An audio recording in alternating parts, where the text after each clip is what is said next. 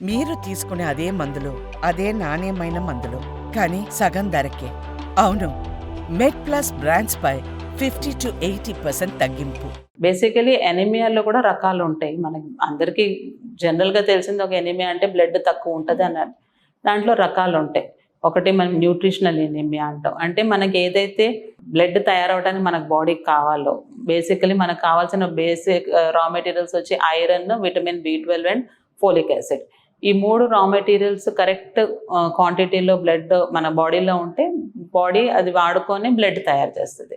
So ఈ మూడిట్లో ఏది తగ్గినా బ్లడ్ పర్సంటేజ్లో డ్రాప్ రావచ్చు. సో దీన్ని న్యూట్రిషనల్ ఎనీమియా అంటాం.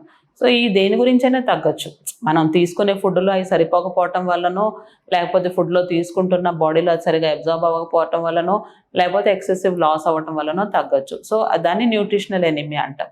అలానే ఇప్పుడు రీనల్ ప్రాబ్లమ్స్ ఉంటాయి. కొంతమంది క్రానిక్ కిడ్నీ డిజీజ్ అంటాం. వాళ్ళకి ఏమవుద్దంటే వాళ్ళల్లో కూడా బ్లడ్ తక్కువ ఉంటుంది. దాన్ని రీనల్ ఎనీమియా అనొచ్చు. బేసికలీ మనకి బ్లడ్ తయారవడానికి కిడ్నీ నుంచి కూడా ఒక ప్రోటీన్ రావాలి. దాన్ని ఎరిథ్రోపాయిటిన్ అంటాం. సో కిడ్నీ ఫెయిలియర్లో ఉన్న వాళ్ళకి ఆ ప్రోటీన్ తగ్గేసరికి వాళ్ళకి బ్లడ్ తక్కువ ఉండొచ్చు. బ్లడ్ తయారీలోనే ప్రాబ్లం ఉండొచ్చు. మనకి బోన్ మ్యారోలో తయారవుతుంది బ్లడ్ అంతా, మనకి సెల్స్ అన్ని తయారయ్యాయి అక్కడి నుంచి. సో అక్కడ ప్రొడక్షన్లోనే ప్రాబ్లం ఉంటే అక్కడి నుంచి తయారీలోనే ప్రాబ్లం ఉండొచ్చు. ఇవన్నీ ముందు మనం ఎవరైనా మనకి బ్లడ్ తక్కువతో వచ్చారు పేషెంట్ అంటే ఏ కేటగిరీలో వాళ్ళు ఫాలో అవుతారు అనేది కొన్ని బేసిక్ ఇన్వెస్టిగేషన్స్ చేసుకొని చూస్తాం.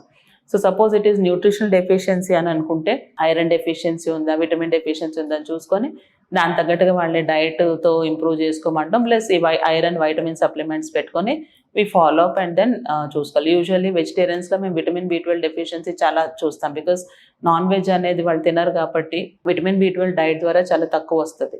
సో అటువంటి వాళ్ళల్లో కూడా ఎనీమియాస్తో వస్తారు చాలామంది. మరి 5-6 గ్రాములతో వస్తారు. చెక్ చేస్తే విటమిన్ B12 తక్కువ ఉంటుంది. సో దాని సప్లిమెంటేషన్ ఇచ్చుకుంటూ దీన్ని ఇంప్రూవ్ చేసుకోవాలి. అదర్ థింగ్ ఈజ్ లేడీస్లో ప్రతి నెల మెన్స్ట్రల్ లాస్ ఉంటుంది. కొంతమందికి ఓవర్ బ్లీడింగ్ అవ్వచ్చు, కొంతమందికి హెవీగా 3-4 డేస్ కాకుండా ఎక్కువ అవ్వచ్చు. సో ఆ లాస్ వల్ల కూడా ఎనీమియా వచ్చే రిస్క్ ఎక్కువ ఉంటుంది. సో వాళ్ళకి అటువంటిది ఏదైనా మెన్స్ట్రల్ డిస్టర్బెన్సెస్ ఉంటే ఇది మామూలే కదా అని నిర్లక్ష్యం చేయకుండా చూపించుకొని దాన్ని కంట్రోల్ చేసుకుంటే దాని ఎఫెక్ట్ దీని మీద పడకుండా ఉండేటట్టు చూసుకోవచ్చు. సో బేసికలీ న్యూట్రిషన్ అను ఎవాల్యుయేషన్ అనేది చాలా ఇంపార్టెంట్.